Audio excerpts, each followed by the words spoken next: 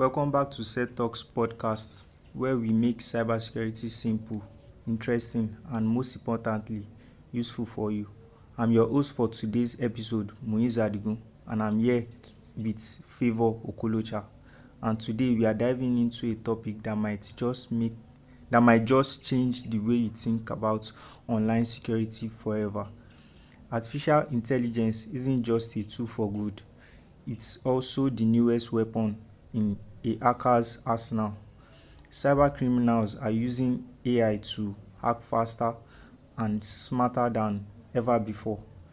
They also use AI to create malware that can adopt and hide from security systems, even wage cyber warfare at a global scale.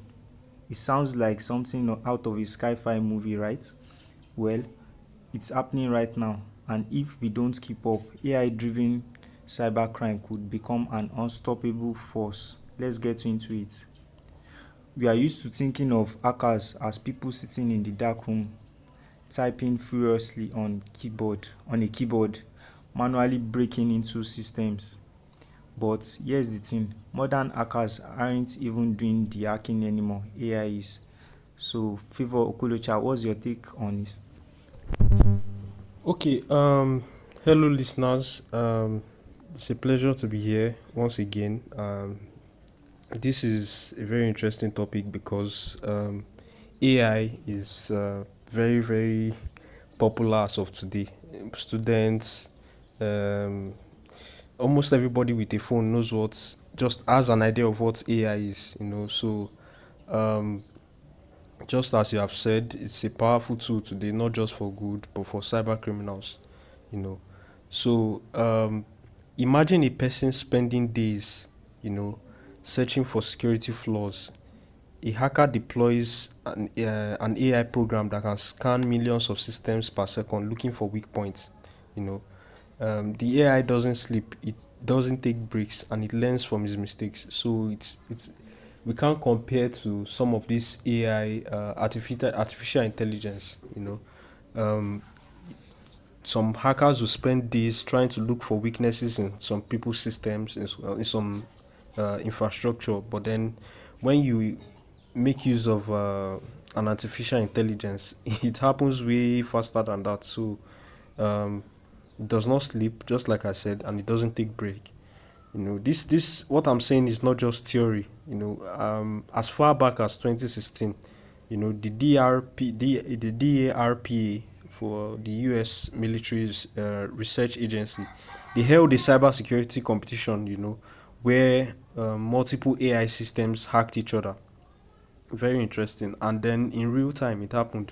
You know. So what was the aim? What was the goal of this particular competition? They wanted to identify or see how fast an AI could find and exploit security vulnerabilities without the help of a human being, without the input of a human. You know, if governments are testing things like this, are testing this technology, better believe or best believe that cyber criminals are doing it too. You know, unlike human beings, AI can attack thousands of targets at once. You know, thousands of targets. Human beings, we have limited at limited reach. Let me use that word. We have a very limited reach. That is the total number of targets, or let me say cyber criminals. They have a limited reach. That is the total number of targets that they can attack or engage at once. But when you use or you introduce artificial intelligence, it expands or it goes beyond that limit, whereby they can attack multiple targets at a single time.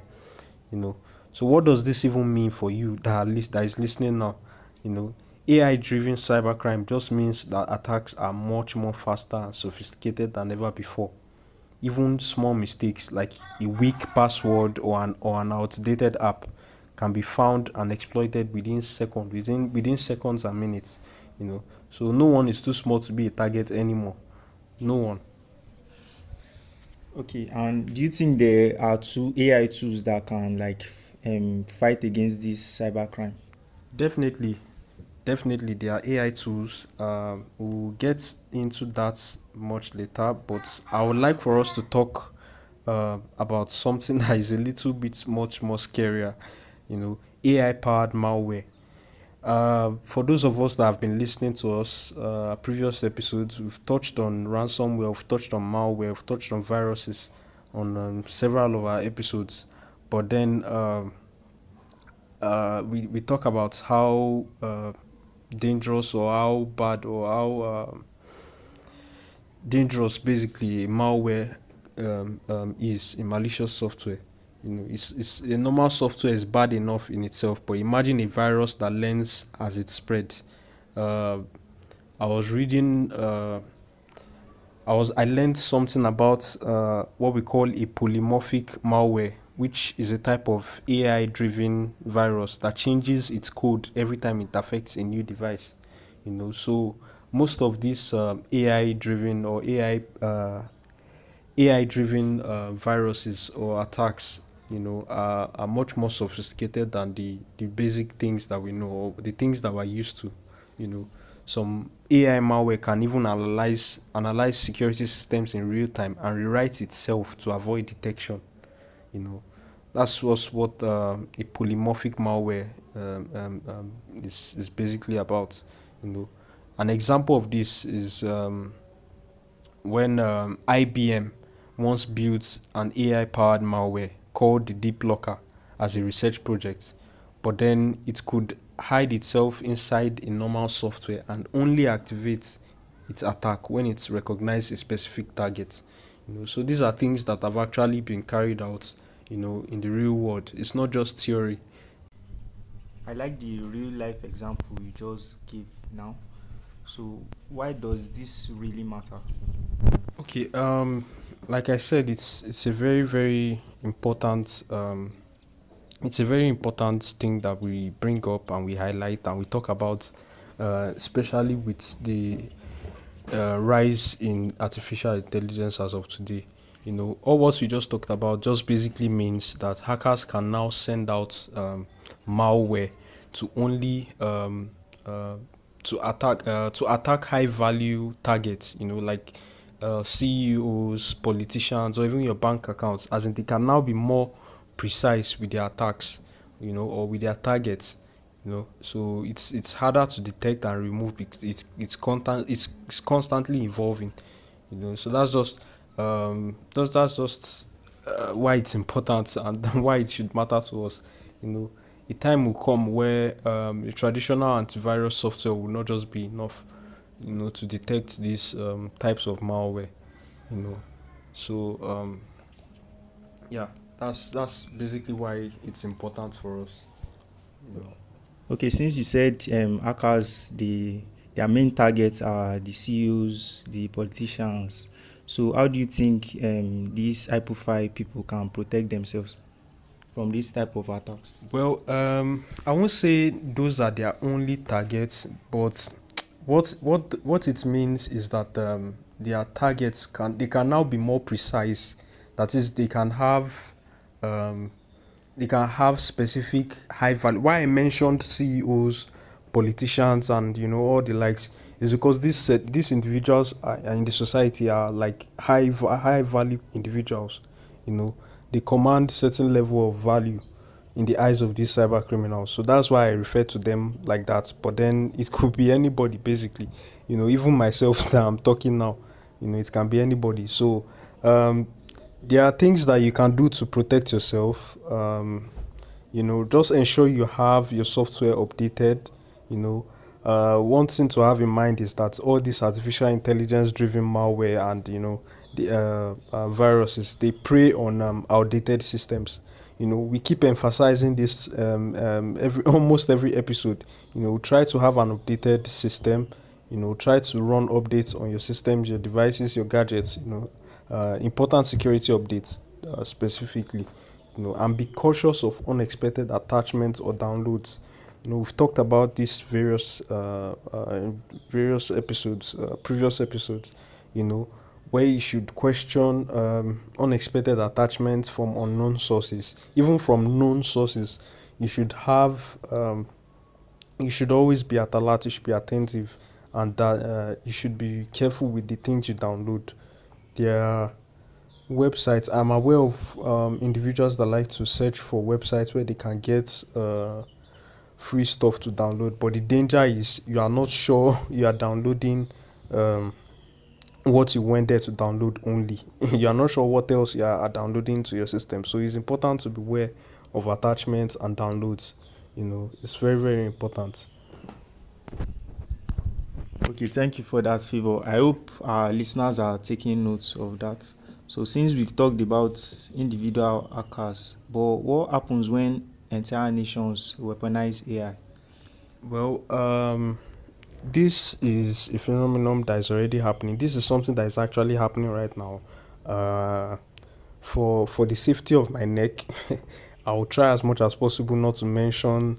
I will try as much as possible not to be specific with these scenarios, but we have some government agencies that are using AI as of today, to attack certain critical infrastructure of opposing nations, power grids, their financial systems, their electoral process, you know.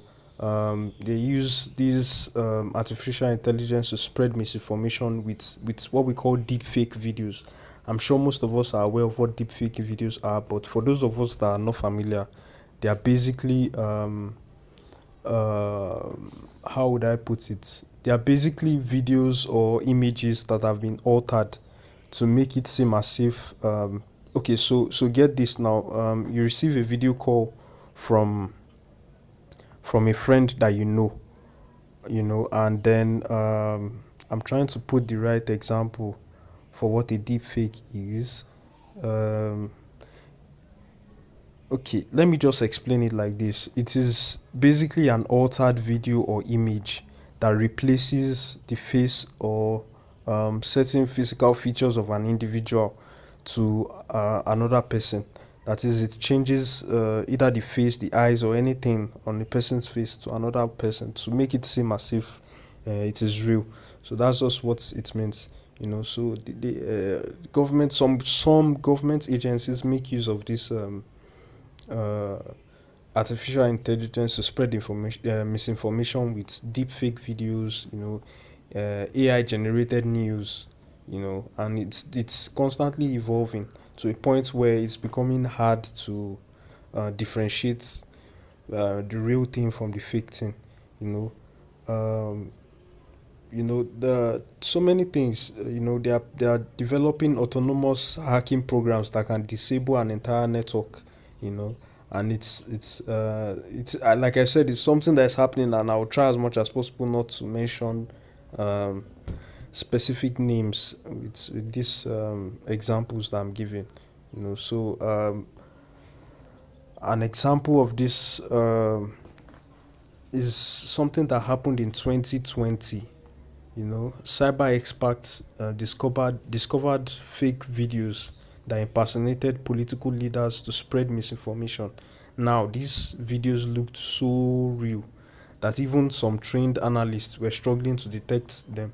You know, and then there is nation we are and now today we have nations like China, Russia, and then the US that are all investing billions into AI driven cyber defense and offense. So um, not just the military, they are also investing in artificial intelligence, defensively and offensively. So cyber attacks on the national infrastructure could be very damaging to the banking, healthcare, and even the transportation infrastructure of a particular nation. You know, that's just what it means for an average person. Deep face can trick you into believing a fake video from a politician, your boss, or even a loved one. Like I said, it can affect the national infrastructure by impacting the banking, the healthcare, and the transportation sectors. You know, AI driven misinformation can even manipulate elections. I'll read that again. I'll say that again. AI driven misinformation can manipulate elections. Uh, I'll try as much as possible not to go further into that. They can also manipulate stock markets and public opinions just to deceive the general public. You know, so that's just how uh, the artificial intelligence can be used on a national scale. In form of a weapon or in a weaponized form. So that's just the importance. That's it. So do you think AI can defend us? Yes, definitely. Definitely. It's it's it's not just it's not all just bad news. All what we've been talking about is the bad aspect, but there's also a good side to AI. It's not just helping hackers. It can also be used to stop cybercrime as we have today. We have AI powered security tools that can detect attacks before they even happen by analyzing some patterns, you know, predicting some vulnerabilities, and they can warn companies or individuals before the hackers can exploit them. You know, can also fight back automatically by shutting down suspicious activity in real time. So we have tools today that, if possible, in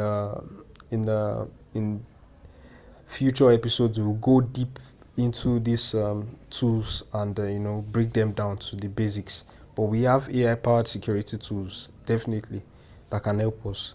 You know, but then there's also a problem in the arms race. The same AI, the same artificial intelligence that protects us, can also be used against us, like we've talked about. So it's just a battle of who stays ahead.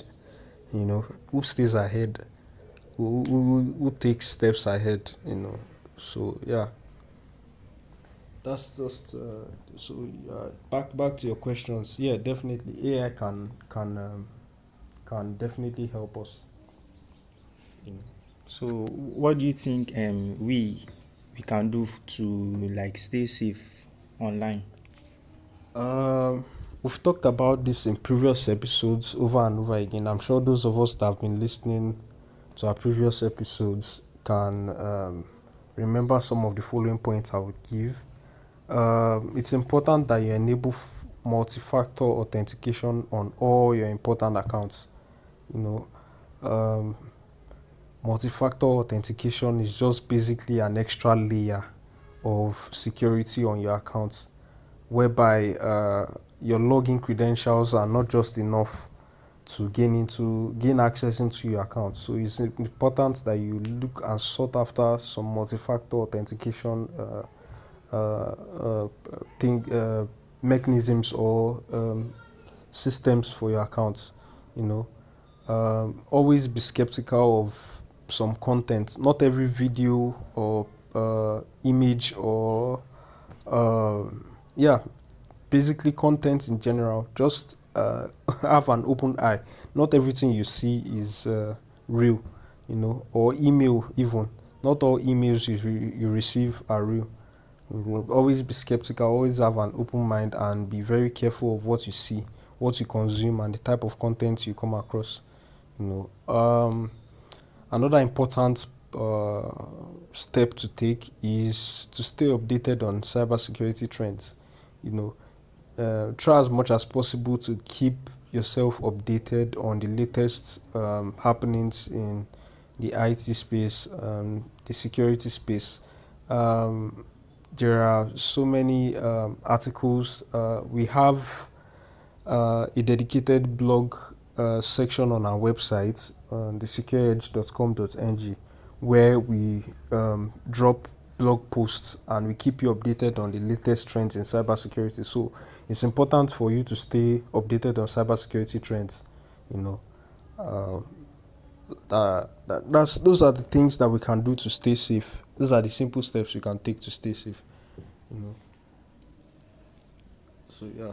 Yeah, and I also feel that businesses should regularly conduct awareness training so that their Exactly. staffs can always be updated. Exactly, especially for organizations that always deal with all these financial institutions, financial organizations, organizations that deal with data, um, individual data for people, and that process transactions. These are these are highly sought out or sought after organizations for these criminals. So it's important for cybersecurity awareness or awareness training sessions for organizations and individuals too. So that's a very, very important step that you raised there. Okay, thank you for that. Artificial intelligence is changing cybercrime forever. The question is, are we prepared? If you learned something new today, here's what to do next. Kindly like this video to help spread awareness. Subscribe so you never miss another cybersecurity update. Share this with your friends and colleagues because cybersecurity is everyone's responsibility. What do you think? Do you believe AI-driven cybercrime is the biggest threat of the future? Let me know in the comments. That's it for today. Stay safe online, stay smart, and I'll catch you in the next one. Until then, take care.